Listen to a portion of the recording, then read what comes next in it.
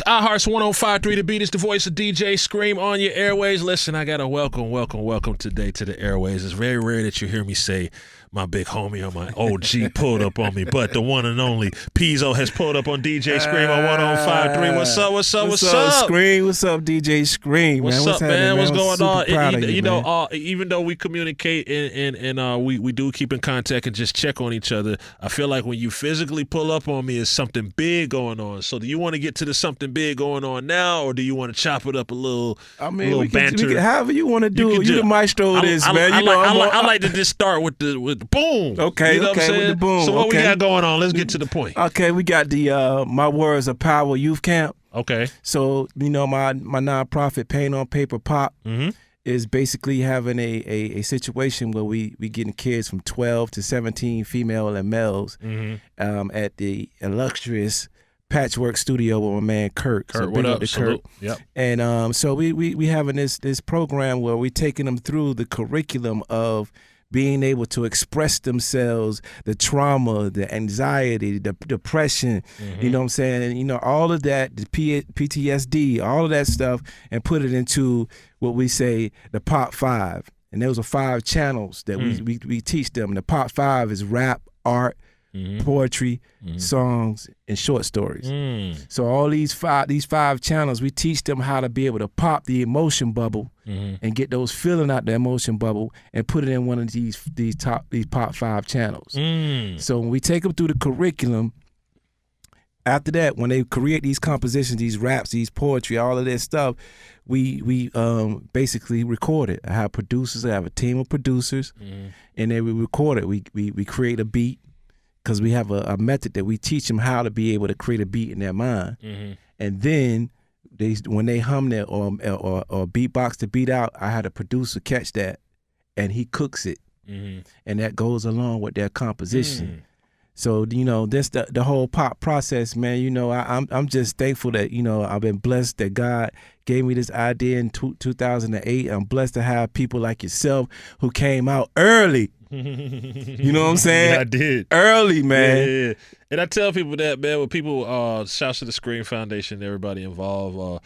In the pandemic, I decided to put a name with it and structure it and all that. But if anybody knows me, I've been pulling up trying to help how I can. Yes, I'm not trying to, you know what I mean? Yes, like, however can I help? You know what I'm saying? Just a humble servant. So, but I think it is important, just understanding it, just like we all have our businesses and our record labels and our crews and this, and we put names on it. I think it is important to put an identity on even your nonprofit brand so that people can respect collaborations. So they're like, oh man, they coming to get Screams Foundation and Pezo's and Two Chays and Bear, whoever is coming in. Oh, okay. You know what I'm saying? So salute to you on that. A story after all these flowers too. If it wasn't for Pezo, and shouts to Bill Black as well, y'all probably wouldn't be hearing me on this mic doing radio. So let's give it up for Pezo. Oh man, you know I appreciate that, man. It was the behind man. the scenes and the game and the inspiration. And shouts to Kid Joe too, because I know he's cursing me out right now. Like, what about me, bro? Kid Joe too. Kid Joe, Bill Black, and Pezo.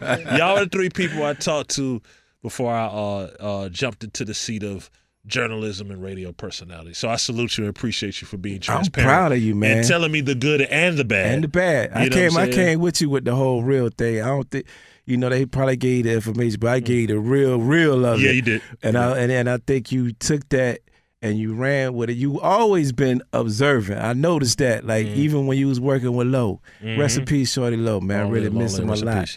You know, and I used to just see you in the cut, just watching things. You know what I'm saying? So I'm just proud to know that you have taken it and ran. You know, it's the baton. That's what we do. Running.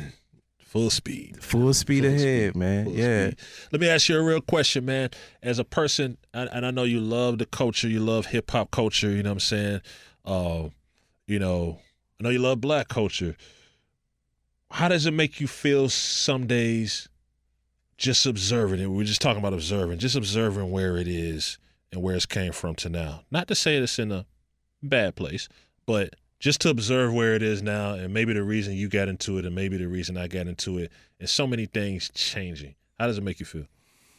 It's you know, I try to be upbeat with it, and I'm trying to be real receptive to all of the young and the new things that are coming about. Mm-hmm. But at the same time, it's just a lot of negative energy, you know. And I was doing afternoons last year in Norfolk, VA, and I did it for probably like 2 years, a year and a half, or something like that. But it's just the energy and the vibe and the music is just changed so much, and it's dark. So, you know, but on the upside, you still got people that are coming up, man. I like, you know, he's not the young, but Kendrick and J. Cole.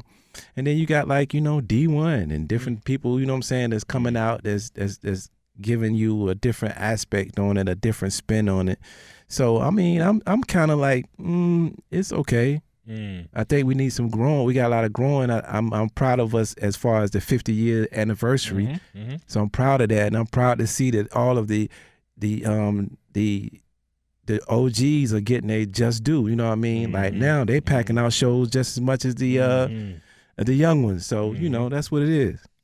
I think I've been having some very intense debates about where we are, right? And very intense to the point of. And I do agree with those who say, well, let's be real about the 90s. Like we had gangster rap and we had street rap and we had certain, but it just felt different. That's my opinion. Yes, people have already been calling the women out of the name. Yes, black people have been talking about killing other black people. That's not something that's new. Maybe I can't fully explain it or articulate it. It just feels different. Like you said, it's a little darker now. It's dark. Is that like are we tripping in the sense that it just feels more surreal and close because of social media? Is that just it? Do you think if we had social media in the 90s, you know, with the gang banging and everything that went on with the music, are we just more zoomed in now because we can see it? Like I could pick it up. We don't have to wait on Source Magazine. Right. We just go right here and here it is. You know what I'm saying? How you feel about it? I think for one, you know, and I don't knock it because we did have gangster rap, and I was totally with that. You know what I mean? And that influenced me a lot. You know what I mean? But I think with the Demon Time and the drill, you know, it's just certain energies and spirits that you bring in the mix and the concoction, and it's not good. You know what I'm saying? Right. But at the same time, I be receptive. I talk to the kids. I was talking to the kids yesterday, and they was telling me about these different rappers that's from the A, and they young and they new. I love that because I go check them out. You know, I always love to check out new energy. So, but like I said, you know, it's just I don't think, like, even with NWA, every song was about killing you. Everybody. When you had to express yourself, you had it was a, you know, if I listened to every album, it didn't matter if it was NWA, Cube, hell, The Chronic, even Too Short. You know what I'm saying? Like when I finally met Short and got to chop it with Short, I was like, yo, Short, your music did a number on me, bro. You know what I'm saying? Thankfully, I'm married now, and I've been able to get past the PTSD of listening to Too Short. But man, you had me thinking I was you. Wow. You know what I mean? Wow. But even in Too Short and all of those records and his lifestyle from where he was, I still hold near and dear to my heart Getting It. I'm gonna play Getting It once a month. Because Getting It was his retirement song, and he was telling you, man, take care of your family, you know what I'm saying? Get you a lawyer, you know what I'm saying? Like, he was telling you something else. So that's my debate with it. There's not a balance. Like, hey, man, if you're going to go kill 20 niggas and do whatever else you do on your spare time or whatever you do, then you got to have a balance, too. Like, at the end of the day now, I don't want to kill 20 niggas. Let me tell you why I'm selling dope or killing 20 niggas. Right. You see what I'm saying? Right. That just makes sense to me. But then again, maybe we're all tripping and we're too zoomed in. I don't know. But I mean, and that's the whole, you know, lovely thing about, you know, the pop program. So what we do is we take that energy and we're able to flip that energy into like different channels. You know what I mean? And then teach them about their emotions, because a lot of these kids not really emotionally intelligent. So we tap in, like we have this they call VEC, right? So VEC stands for voice, emotion, characteristics. So when they do their piece, when they get to really know their piece and they spit their piece, I throw emotions at them. I'll be like empathy. They have to change their voice and their facial expression that goes along with that emotion. So that's teaching them, about the emotion, and they're learning that emotion. You know what I'm saying? So when you have these different type of techniques, it teaches them not just about the emotion, but also teaches them about different aspects of conflict resolution, anger management. You know what I'm saying? Just a lot of things that we teach through the music. So and that's why we always been. Because I mean, just by checking that video you sent me last night, we was doing interpretations. We was playing songs, and then we'd get their interpretation, then we'd give ours.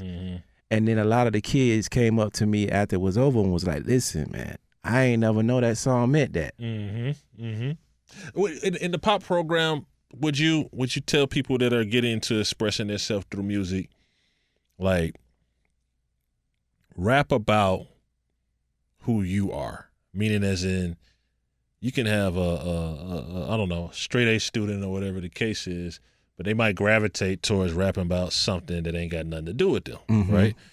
But their debate would be, because I spoke to kids, are like, now Scream, if I rap about cleaning the dishes and mowing the lawn and having straight A's, ain't nobody gonna listen to me, right? So where's the balance within that? And then the second part of the question is, if you're on the other side of it and you are living that life and rapping about it, now you can be persecuted in trial, right? You dig what I'm saying? So I guess the first part of it is, if you're rapping about some stuff that's not so cool, what would you tell people in the pop program? Like, how would you advise them? And if they are really living that life, how would you advise them? Whatever you rap about, whatever you sing about, whatever you poem about, if you do it with passion and conviction, you can grab some people. You know what I'm saying? See, the passion and conviction is what really make people, the energy that grab people that want to listen to you. Man, we done had plenty of songs about nothing that we end up liking. You know what I mean? You can go on and on. You know what I mean? Just even, not saying that Lil Jon won't say nothing, but it was crunk. It was party music. Yeah. But he was doing it with passion and conviction. True. So it was grabbing you. You know the things. From the window to the wall. That don't make. So you're saying something that in my debates that people don't like to hear, but it's a reality. You're saying it a different way. Our music has lost soul. For sure. And people don't like when I say that. Well, the reason it was called soul music was because whatever was on your heart, you went in there and you sang about it. That's it. And that could be the same thing. If I was a rapper, most of the days would be rap songs about positivity and bringing people together, 80 to 85%, and 15% of it will be me wanting to slap people and you know what I'm saying, and beat people up and punch people because they get on my nerve or whatever. You know what I'm saying? Like, I think one of the people that was a master poet, and I can't wait to chop it up with some of the kids in your current kids in the program. I think one of the master poets of what you speak of is Tupac. Oh yeah, for sure. For sure. But see, there it goes back to what I just said, that combo that we teach. Passion and conviction. Everything he rapped about, he was super passionate about it. So when you super passionate about it, I think a lot of artists don't realize that, man, you can grab a lot of people just by being passionate. You know what I'm saying? And being really convicted about what you say. You might not agree with a lot of, I agree with a lot of stuff Pac said, but you might not have or whatever. But when he said it, it was convincing. I just feel like Pac had, Beef Records hit him up, and he had certain type of records, but he also had Dear Mama, you know what I'm saying? And he also had I Ain't Mad at You. You know what I'm saying? Like, he had that, but he had his thug life stuff too, where it was like he was going hard on some thug life type stuff. But I just feel like and I'll leave it alone after this. If all you can rap about is shooting niggas, then either you like are intoxicated or you're just angry. You're just angry. Well, I mean, that's and some of it is a survival. I get it. Yeah. Trust me, I get it. Like, this is survival. I have to be this. I can't walk outside and let them know. You know what I'm saying? It's sweet. I get it. We've all lived in the hood. Right. But, man, even Lil Jon got a slow song. Yeah, but See, we call it a virus in the program. That's what we call anger. It's a virus. You've been around somebody that everybody having a good time. There's one person is not having a good time, and then he just mad or whatever, and it spreads, and everybody else starts feeling that way. It's a virus. So once they understand that, okay, this is a virus and it's on my hard drive, and I need something to get it off my hard drive before this hard drive crash. Before it crash. So that's what we teach in the POP program. You know what I mean? We give these analogies and these different metaphors and all of that for the different techniques that we're teaching. But at the end of the day, it's the basic stuff like I said, the conflict resolution, the anger management, the social emotional learning, all of that. But we just flip it in a different way. Hip hop. Yeah. There it is, man. There it is. So if somebody wants to get involved, how do they get involved? You know what I'm saying? From top to bottom, like just give them the whole spiel right now. If somebody's watching, listening right now, and they're like, man, I want to get involved with the POP program and help. This is how you can really help us, man, because like I said, we've been doing this for 15 years. And if you really want to help, man, we need your donations for this camp that we're doing, My Words of Power camp. And also, you go to painonpaper.com. Go to painonpaper.com. You see all the information. Big up to News Channel 11 Alive. They just did a feature on the program, and it was really dope. And if you want to get involved, just go to painonpaper.com. Now, when you go to painonpaper.com, there's going to be a pop-up that comes up with you putting your email address and your concerns. And all you got to do is when you see that, just put the information in, and it comes right to the people that's on our board or whatever. And we read it, and then, whatever your concerns are or whatever you want to do, if you got a heart and love kids, you love music, this is where you need to be, man. This approach is totally untraditional. It's different. And it's a little unorthodox, but at the same time, the kids love it. When is this that part of the program? The ones you're doing with Patchwork. When is that kick? Has it kicked off already, or it hasn't kicked off yet? So we're just having a fundraiser to raise the funds to be able to cover the cost. Got you. And then after we cover the cost, we can be able to move. We wanted to start it at the end of December, but we ain't getting the funds that we really need. Listen, you understand? I tell everybody, the Scream Foundation is DJ Scream funded, 99%, and we appreciate the $5 and the 10s and the 20. We appreciate every dollar because that's for our babies, as my man Kayvon would say. But it's DJ Scream funded, right? I can have a Phantom if I wanted. But I decided that I want to invest in my community. Right. Because my daughter has to go and be around the community. There you go. So that's a better investment for me. So I've been doing that for 15 years, I know, bro. Man. That's why you're OG. You here to tell me what to do. You here to do the same thing we did at radio. Like, let me know what's really going on. Okay, all right, cool. Well, man, I appreciate it. Give everybody the information once again, of course, the website, and then some final words and some gems for the people.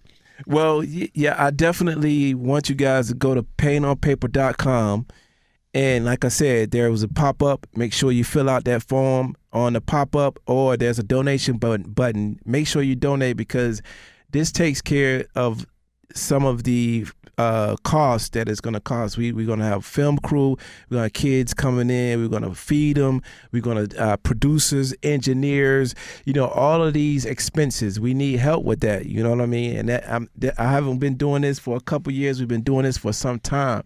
So we our commitment.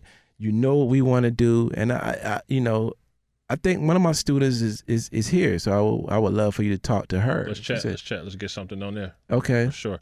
Big shouts out to Pezo. Keep it locked right here, 105.3 The Beat is DJ Scream. Painonpaper.com. Painonpaper.com. There it is.